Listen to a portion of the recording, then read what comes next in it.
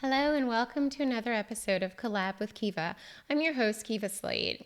Today we're going to get a little nerdy because we are going to talk about leading and lagging indicators and how you can use them in your business. So, leading and lagging indicators originated in the field of economics, and therefore they've transferred themselves over into business because, in honesty, they have a good role to play within our businesses because we want to be able to measure how well we are doing. We want to have some measure of, hey, if this happens, what are some likely outcomes that could happen from whatever this initial thing was that we were looking to track. So success really for you as a business owner should be intentional, not accidental. Unless, of course, you've created, something that went and sold like hotcakes all of a sudden out of nowhere. Then it might be accidental with a bit of intentionality in that, because you created it. But the reality is, for many of us, there's a lot of iterations of our business, iterations of our offers, iterations of things that take place, and we're rather intentional about those. And so by being intentional about those aspects of our business, it's also helpful that we're intentional about tracking the performance of our business. So let's dive in. Leading indicators. Leading indicators express what might happen, not what definitely will happen.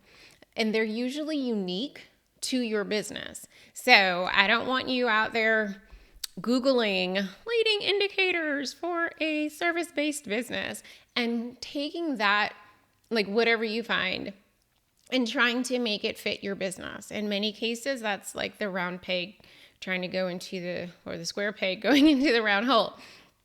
Okay, they're unique to your business. So they can be a challenge to build and to measure and to benchmark, but it's definitely worth it. For example, sales.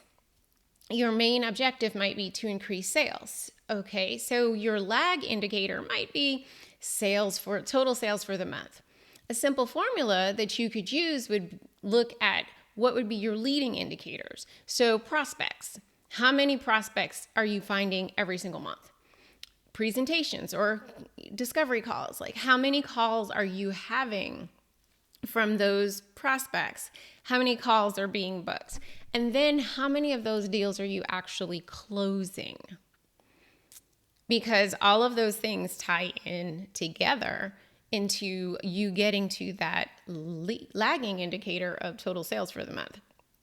So if you're looking at your month and you say, I had 100 prospects, let's see, I had 50 presentations and I closed 10 sales. So depending on obviously what you're selling and what the value of that is, will those 10 sales get you to that total sales for the month? Those numbers are for you to determine. But the law of probabilities would tell you that, hey, in order to get that goal that I want to hit, I need to have more prospects. It's almost like a sales funnel. The top of it is super wide because you're trying to attract as many people as you can. But as people work their way through that funnel, the actual ones who become customers, those numbers do not match the numbers at the top of the funnel. So it's really important to think through what your end goal is, in many cases your lagging indicator, and what things can you use to measure that are like your day-to-day activities that could help you and lead you to that last indicator. And it's also just a note of caution. Indicators can be leading or lagging depending on your perspective. For example, if you signed a contract, some would say that's a lagging indicator for maybe your sales department because it's like, hey, we won that one. But it's potentially a leading indicator for your finance team because they're like, oh, there's some money coming in. So it's really important to understand leading indicators, again, are about what may happen, what could happen. Again, if you had 100 prospects and you had 50 discovery calls and you closed 10 sales, 10 of those calls, that could lead to X amount of revenue. So Potential other leading indicators are participation numbers for a webinar or a conference, the number of products purchased by each customer. So those could give you some insights. For example, people do webinars. If you have, and I'm trying to keep the math simple here, if you have 100 people who registered for your webinar, it's kind of like having a party. You should go for like a 50% show up rate, unless you're like the party planner extraordinaire. Even then, it's no more than 80%. But you're looking at maybe 50 people showing up for that webinar. And out of that 50, maybe, if we went with 10%, we're talking 5 who are actually going to make a purchase at the end. So then your goal would be not to have 100 people register, maybe 1,000 people register for that webinar, because then 500 are going to show up and 50 would be the ones that actually purchased. Additional leading indicators are number of calls, like into customer service, or user guide downloads. That could tell you more about your customer satisfaction level. How many marketing campaigns you have. Again, sales appointments, that relates to sales. Let's see here. Another one would be 360 evaluations. Like I had a client, that's like what she focused on for corporations was 360 evaluations. Also, though, for that company, having competitive analysis on their wages, their bonus, and their benefits could be a result related to employee satisfaction. So those are some possible leading indicators. Again, I want to preface that, or have the caveat of, your leading indicators should be unique to your business. And don't try to cut and paste what someone else is using as a leading indicator, because their strategy for their business is likely different than yours. Therefore, they're going to measure different things in their business than you would measure. So you might feel like, my business isn't doing what I thought it was supposed to do. Well, you're using the wrong yardstick in which to measure it. So that's definitely something to think through. When you're using leading indicators, you also, though, want to make sure that you anticipate and proactively address issues that may come up. Obviously, there's tracking issues. There's making sure that if you have others tracking this information, that people are utilizing in the numbers in the same way. They are tracking the same exact numbers instead of maybe pulling a number that you were using as a metric and they pull a different number. And it's like, oh, wait a minute, we're actually are talking apples and oranges, and that's not a good thing. And when you use these leading indicators, they help you with your decision making and actually your forecasting. Because again, forecasting is what? You're looking ahead, you're predicting what is going to happen. That's what leading indicators are doing. But there are, of course, pitfalls to watch out for. You don't want to rely on just one indicator. Like, oh, Kiva, I had 1,000 people at my webinar. That means I'm going to have 50 sales. Let's not make those false assumptions about cause and effect relationships. There's, some things that are correlated. Then there's some things that actually have a causal relationship. Okay, so we want to make sure that we make that distinction in our heads and we're not relying on one single indicator, which is truly oversimplification of your business in many instances. And you're also not creating relationships, cause and effect relationships between things that may or may not be related. If we go back to the sales example, if you have 100 people in your pipeline and you're like, yes, I am going to have a great year because this is going to happen. Yeah, but if those 100 people actually don't book calls and those calls aren't actually closed, then that leading indicator could be off in terms of what the final outcome is going to be. So that is the quick and dirty on leading indicators. So let's talk about lagging indicators. And they report past results, stuff that's already happened. Total sales for the month, total net or gross profit for the month. These results are in the past. There's nothing you can do to change them. They're history at this particular point in time. And the reality is, this is what most of us track in our businesses. We track lagging indicators, the things that have happened. Total sales, like monthly sales, annual sales, total revenue, total monthly revenue, total monthly or annual gross profit, total or monthly net profit, total or monthly annual cash flow. customer satisfaction, customer acquisition costs. I sound like Mr. Wonderful on Shark Tank. Website traffic, return on investment, your, cost, profit margin, markups, fixed costs. There's just so many different things that could fall into those categories of things that we may have tracked that in some instances are things that have already happened. Like, how many website visitors did you have to your website last month? You can't change that number. If it was 5, it was 5. If it was 5,000, it was 5,000. There's nothing you can do to go back and be like, oh my gosh, let's go ahead and try to increase this so that it's not 5, it's 10. It's not 5,000, it's 10,000. You can't do anything about that. Okay? So it's really important that you make the distinction between what is leading, again, which is something that you're looking to see what might happen. It's forecasting, looking ahead, versus lagging, which is, this is dead. There's no way that you can change it. You can't make it different. It is what it is at this particular point in time.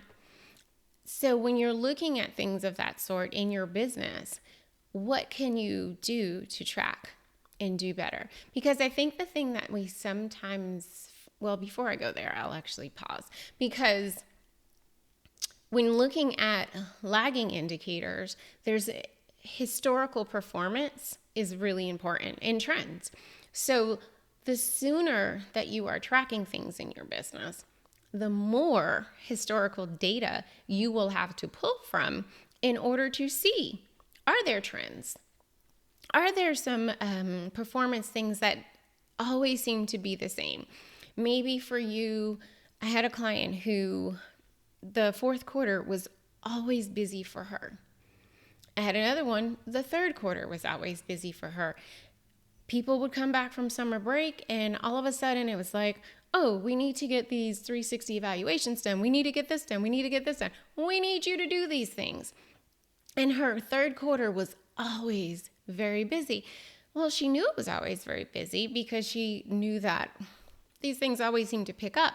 And when you start to actually track, you saw like she was able to make that connection as to why the busyness always wind up happening. Just like the client who Q4 was busy for her. In many instances, people were realizing that either for some of her clients, they were leaving their corporate jobs and going full hog on their side hustles, and they needed her services for that. Or there were entities, corporations who had money that they needed to get off their books by the end of Q4, and they needed her services for that. So the more data you have, the more things that you have tracked in your business, and let's be clear, not everything needs tracking. Just because there's a number attached to it doesn't mean that you need that data.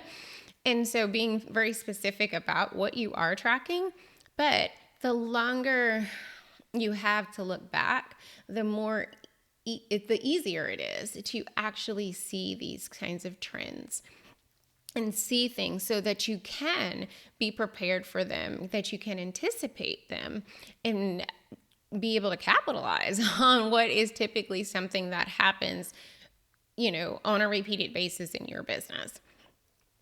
And so I think some other pitfalls, though, to also watch out for is taking the time to look at the data to identify root causes or underlying issues.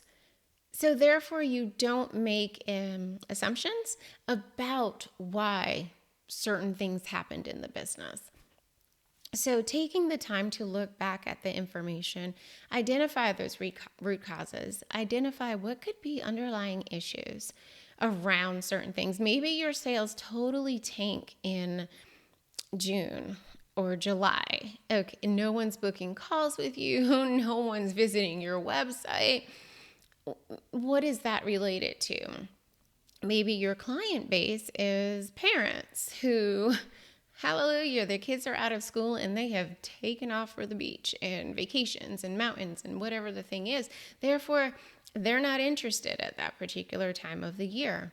So what could you use that information to say? Like, okay, let's underline, is this really the root cause of why these people are just totally vanquishing themselves from me? If it is, then you know that that's actually some downtime in your business, that you're not having to spend, inordinate amounts of your energy on attracting clients because at that time of the year, they're not interested. So really taking the time to identify patterns, look for opportunities, obviously that you can improve things, but remembering that when you're looking at lagging indicators, it's done. It's nothing you can change. You can't go back and change those numbers. You can make improvements so that future numbers are better.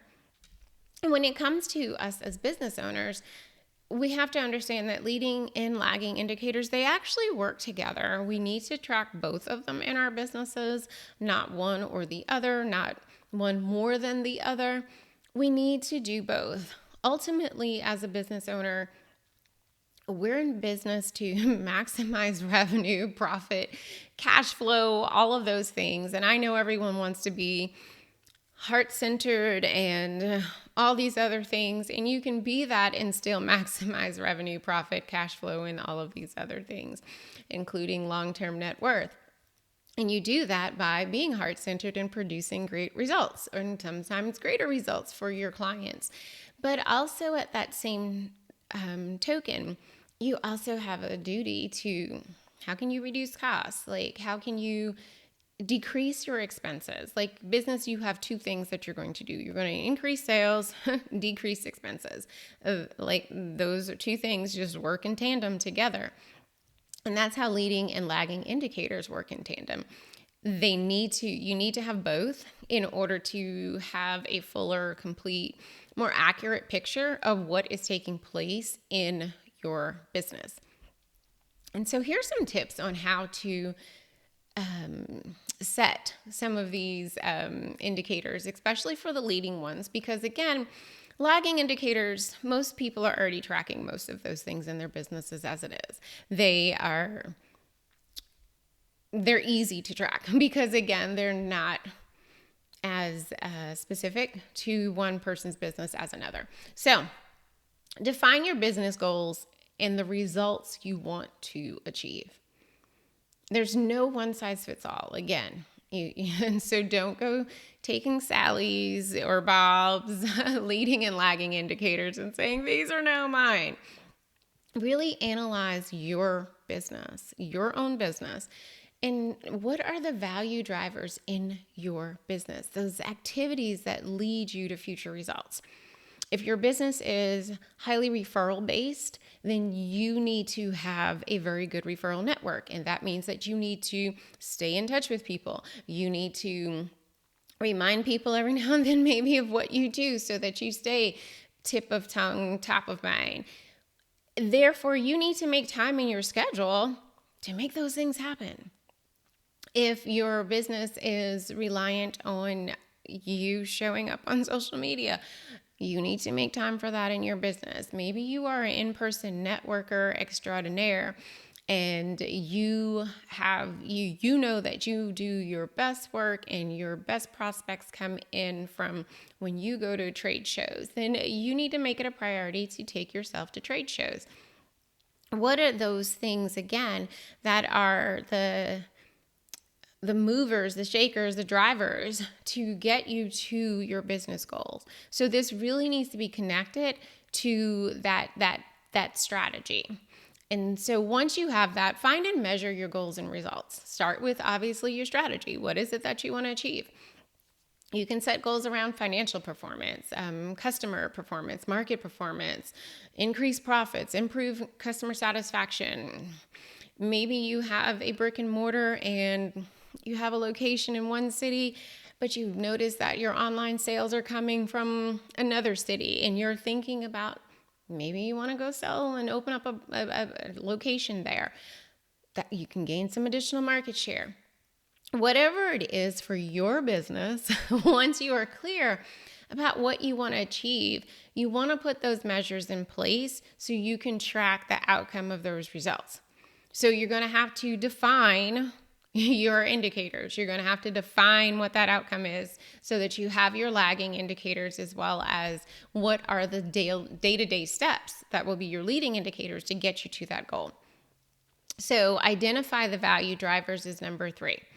And in that step, you really are thinking through, like, what questions do you need to ask yourself? Like, what do I need to do to achieve my goals and results? What are the key activities to drive my success? What market conditions need to be in place for this to happen? If you're trying to sell a high ticket offer and there's like a recession, like maybe you might want to think about that. Like, these market conditions may not be conducive to this offer that I am about to launch. So are there things that need to be tweaked or changed? Or is there a way to break this offer down into multiple pieces of an offer? What needs to be in place? And then start to define what your leading indicators will be. Again, they're going to be connected to your value drivers. What things can be the measures and activities that you need to do to achieve your goals and results? So consumer behavior, market trends, like if your business is built on Facebook ads and you know that Facebook ads might see some changes coming down the pipeline, what do you need to do differently in your business?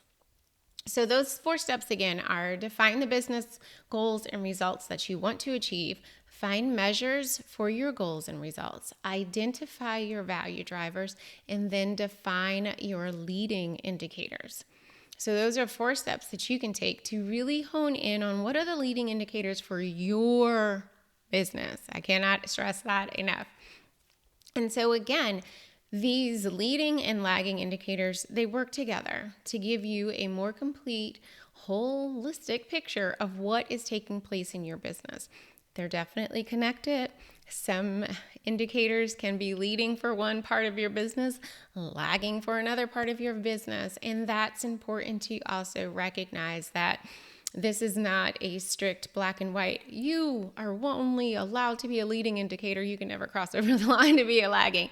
There are some times where that's going to happen. But understanding that and knowing that will help you as you are tracking your leading and lagging indicators in your business. And again, all of this relates to how do we have better performance? How do we have more our businesses that are more sustainable and they last longer?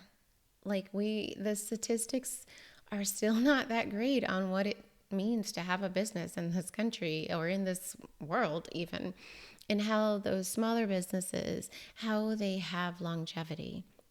And in many cases, as I've shared before, we need to be data informed. We need to know and have access to data so that we can make better decisions in order to have that longevity, increase that impact that we're looking to make through our offers, through our services, through how we serve our clients.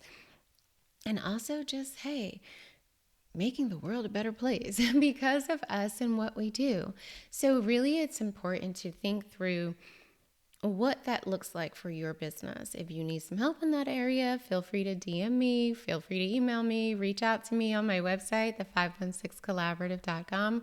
But definitely want you to look to incorporate leading and lagging indicators in your business and be proactive about it, not necessarily reactive about it, but literally be proactive and get in front of your data and be proactive in collecting data and knowing how to measure things in your business. That level of business intelligence will truly help you on your journey. Thanks for tuning in, and I will see you next time. Bye.